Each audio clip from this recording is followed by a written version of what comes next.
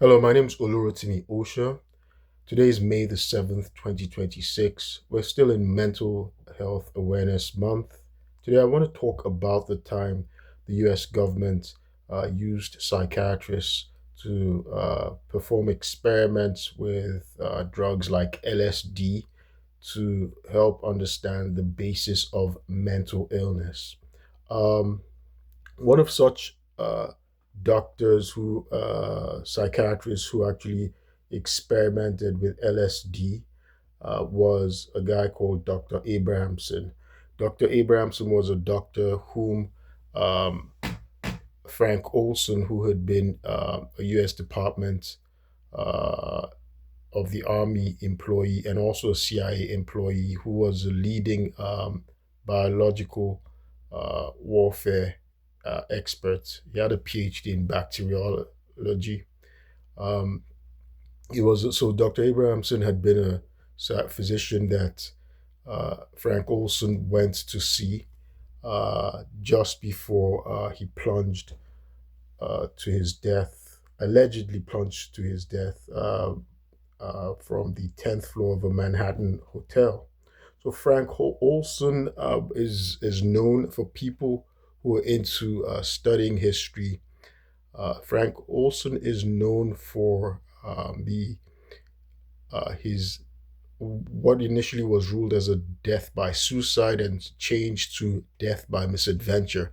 Death by misadventure means, like uh, that's sort of a legal term where, for instance, somebody takes a drug or is involved, for instance, in sports, a very risky sports, like bungee jumping, risky sports, and then there's an accident, and it causes their death. That it wasn't intentional, that there wasn't anybody trying to kill him, or for instance, they were using drugs, experimenting with drugs, and then they died by overdose. So it was called death by misadventure. So Frank Olson um, had been involved in a project known as MKUltra, right? At some point, it was called Project Artichoke, right? So this was where the CIA had a counterpoint to what it alleged that communists, Soviet Russia and China were doing. That they were engaging in experiments and drugs uh, and advanced interrogation techniques in which they controlled uh, they controlled people. They were able to brainwash them and control people, right? And this was actually a fact. There was a time the CIA spent heavy tax dollars from the 1950s trying to develop drugs and means of brainwashing people. Some, looking for drugs that could cause mind control. And LSD was one of those drugs. We can understand this era, this phenomenon, right, from two movies, right? One is the Manchurian Candidate, and everybody knows the term Manchurian, which has sort of entered the American lexicon. The Manchurian Candidate was done in 1962. It starred um, Frank Sinatra, the great Frank Sinatra, who, of course, was also famous for being a musician. And he was in the movie with Marlon Brando. I remember I watched Gals and Dolls. Um, I've watched The Manchurian Candidate, by the way, so I should probably discuss the concept of MK Ultra from the two movies, and the other movie is MK Ultra. It's actually called MK Ultra. So that was the name of the project. The project was a mind control project run by the CIA, and they did things that violated human rights. It was eventually scrapped. Not to say that the government still doesn't use drugs to control Americans, but that's illegal. So the MK Ultra project was where unwitting participants, without their consent, usually it was the people, the subjects of the experiment, the people that were experimented on, used as pigs, were maybe prisoners, mental patients in psychiatric hospitals and things like that, prisoners, or people who, uh, even people from the military. There's some people from the military that were used, like this guy Lee Harvey Oswald could have been a candidate of the drugs, the experiment MKUltra. So what they were trying to do was develop mind control drugs, and so there's a movie MK Ultra in which we can use to sort of we can understand what was going on. MK Ultra was done 2022, so about 60 years after Manchurian Candidate. Manchurian Candidate was in 1962.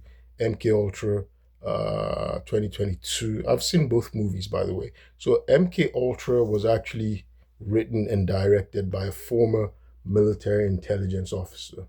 So and let me just give the background of what was going on. So, in the Manchurian Candidate, for instance, you will find there was a military platoon that had been captured by communists, right? And they were tortured, they were brainwashed, somehow they put them through this trance-like state, hypnosis, right? They were hypnotized, they didn't know what was going on, and somehow they could brainwash them completely, and then they sent them out as fifth columnists, right? The fifth columnist is, and that's equivalent of Manchurian Candidate. So when the enemy sends, like a double agent, in this case, they were double agents because they were U.S. soldiers that had been captured by the enemy, and then they now had been chained, they'd been turned over through brainwashing, and they were to go, they were to infiltrate, they go back into the enemy lines, enemy territory. In this case, these are U.S. soldiers brainwashed by the communists, right? And this was during the Korean War, by the way. And then they go back, and they're controlled. They're controlled, and they do exactly. Their mind is controlled, and they do exactly what uh, the enemy is commanding them to do, so including killing people and whatnot. So that's the Manchurian Candidate. Um, and so, because at that time the U.S. believed that China and the USSR actually were developing these drugs, these mind control drugs, so they started their own experiments as well in the 1950s, and under the CIA director Alan Dulles. And it was in 1953 that Frank Olson, you know, uh, jumped to his death allegedly. So the reason why I'm saying allegedly is later on, it was the stories that were given after he jumped from the 10th floor of this hotel were inconsistent, right? And it turned out later on, maybe about 20 years later on, nobody knew the true story, but there were several commissions that were authorized, right, established by Congress to investigate the abuses of the CIA and other intelligence agencies. That's the Church Committee and the Rockefeller Commission, right? And so in the 1970s, eventually President Gerald Ford would apologize to the family of Frank Olson. This was like 20 years after, right?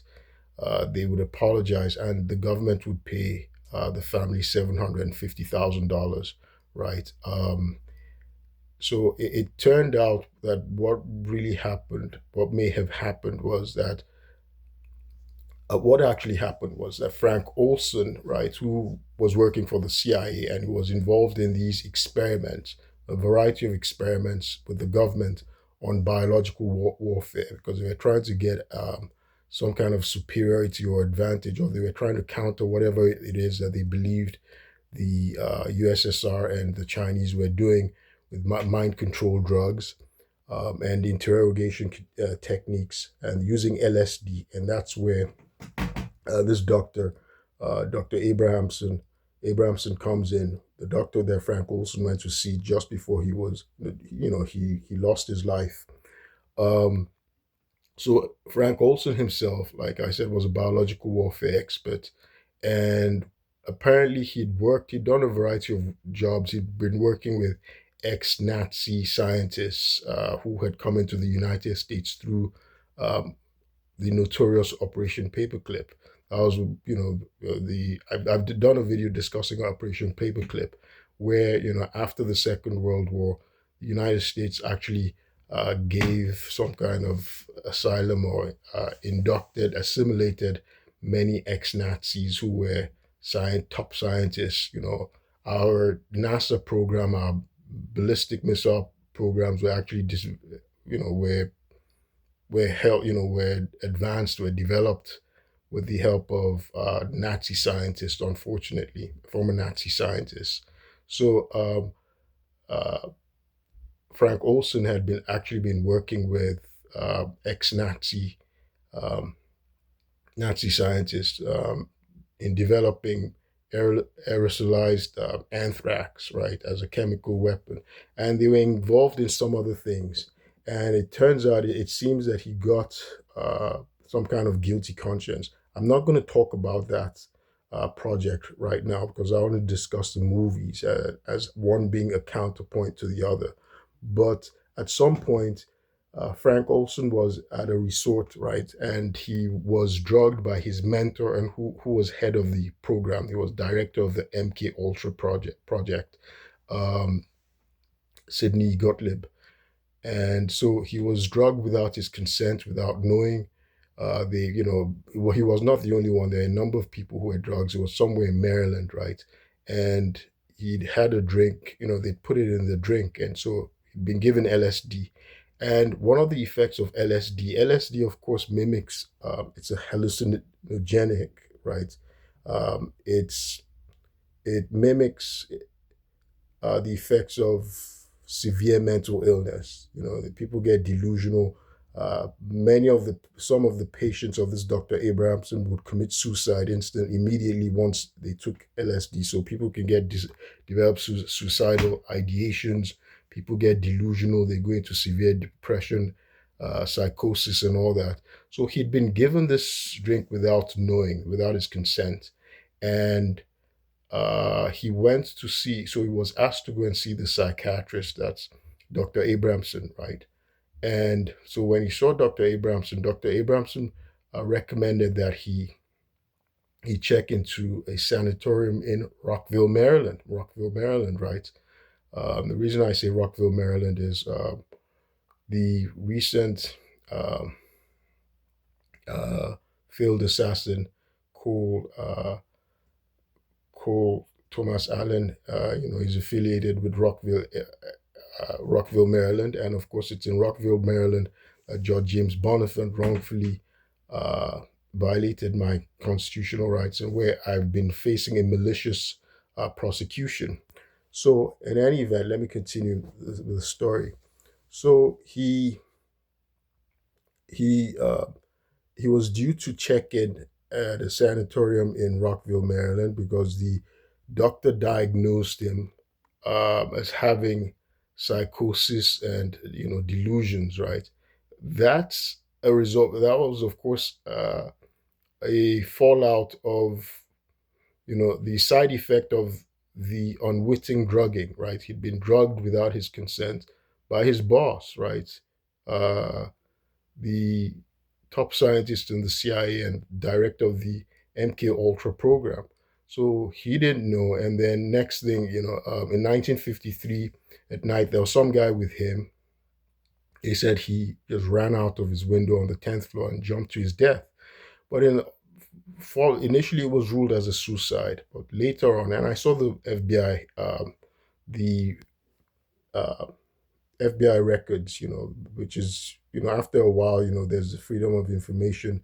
It's published, it's made public, lots of redactions. And I saw the FBI records. There were inconsistent statements, right? At one point they said it was one thing, at some another point they said it was another thing. And at some point they've also said maybe he'd been tortured or he was murdered. It's unclear. But anyway, from being initially ruled as a suicide, it was changed to death by misadventure. And like I said, the U.S. federal government paid his family $750,000, right, for some kind of wrongful death, to prevent them, to stop them from suing. Well, I think they went to court or something, but eventually the U.S. government settled with the family and paid the family $750,000 in the 70s. Um, so, what the two movies, Manchurian Candidate and its counterpoint. The Manchurian Candidate shows the side, what's the communists were apparently doing, how they had brainwashed Americans, right? So the MK Ultra shows the reaction, right? And by the way, MK Ultra was again, it was directed, written and directed by a former former intelligence officer, right? His name is Joseph Sorrentino, the former the former intelligence officer. And people think, of course, it's been heavily fictionalized. There's a fiction in it, but it's based on the true story about how psychiatrists um, were using LSD and experimenting on patients, people who were mentally ill or former prisoners. They were working on them, testing them in doses and everything. And, it caused they did things that violated human rights, that violated constitutional rights. And it involved torture and all that stuff. By the way, in the movie, you see a lot of torture going on. And the movie, it indicates that the experiments also involved um, the use of how LSD could be used in a sexual manner, right, to get women, so they also experimented on prostitutes, right? Of course, prostitution is illegal, but they would get people prostitutes. So they used undesirable, well, undesirable is a pejorative, but people, vulnerable members of society, marginalized people, right? Prisoners, and people in the military who had been dishonorably discharged or who had disciplinary issues. And that's where someone like Lee Harvey Oswald could have been a candidate, somebody who, the had been a victim of that MK Ultra project. Of course, the one CIA director, James Woolsey, the former CIA director, he wrote a book, is it Operation Dragon, in which he claims that um, what's his name was controlled uh, by the by the Soviets. Actually, Harvey Oswald, that he was sort of a double agent, and he had been instructed by the Soviet leader Nikita Khrushchev to assassinate JFK. And so um, the movie MK Ultra just shows how these prostitutes, so there's a lot of sexual abuse going on, right? And it's funny how the many of the CIA guys, it becomes very violent, right? Very violent, very vile. The CIA guys were exploiting the prostitutes and using them for their own pleasure. That's how they're depicted. That the government agents were just having sex and abusing, torturing these prisoners, abusing them, and so the project was also, again, to the sexual side was to see how women could be used as honey traps, could be used, that they could be mind controlled through these drugs to obtain information from the enemy, or foreigners, from people, get information from them and things like that. But just a lot of sexual abuse. The movie is just showing so much sexual abuse, prurient stuff, and so much torture.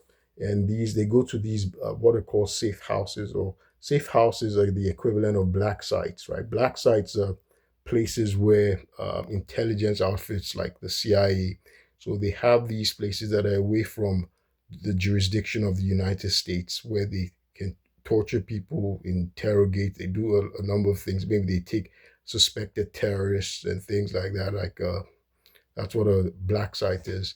I know this from reading books on, and you read stuff on, read a lot of CIA, a lot of spy novels and things like that. Robert Ludlum and Frederick Forsyth, which I loved doing when I was growing up. But even still, they're black sites, and they're what are called safe houses. So they're safe houses in the U.S. as well. So that's where again it could be law enforcement. So they go and do things. They can take people to be out of public view, and that's in jurisdiction, so they can have some kind of plausible deniability, and where they torture people, and they do a lot of human rights violations, and things that are illegal going on. So you see, that's what was going on in the movie MKUltra, because there was this guy who was just being tortured, women who were just be sexually abused, and things like that. So that's the movie MKUltra, just Hollywood, depicting some of the atrocities, uh, and the infamous MKUltra project, again, which was a counterpoint to the alleged mind control, brainwashing projects that communists purportedly had, as instantiated in the movie The Manchurian Candidate in 1962. So MKUltra, the movie, which came 60 years later, is a counterpoint to the Manchurian Candidate. So that was the U.S. reaction to what it believed was the communist project of mind control and brainwashing. In any event, I'll continue and talk more about Frank Olson and the Project MKUltra. I want to stop this video now because it's getting a little bit long. My name is Olurotimi Osha. I will keep you posted. Thank you.